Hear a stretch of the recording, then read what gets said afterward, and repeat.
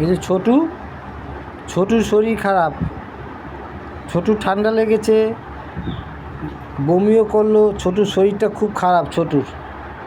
আমাদের ছোটুর শরীর খারাপ, আবার ঢালুরও শরীর খারাপ। ঠান্ডা পড়ছে এখন, সব শরীর খারাপ হয়ে গেছে। আস্তে আস্তে ঠান্ডা পড়ছে আর এদেরও শরীর খারাপ হচ্ছে।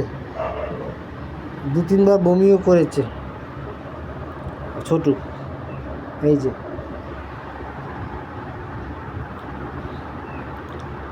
কিছু খাচ্ছে না বেচারা, খুব দুর্বল হয়ে পড়েছে। ঢালুও তাই, ঢালু 4-5 দিন ধরে খাচ্ছে না।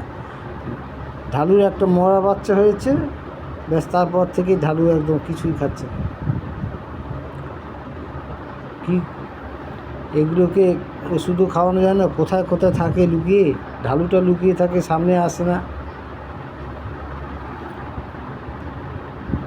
এ ছোটুও তাই, ছোটুর শরীর খারাপ, ঢালুর শরীর খারাপ, তার যাবে কোথায়? এগুলো ঠান্ডা পড়তেই ব্যাস শরীর খারাপ।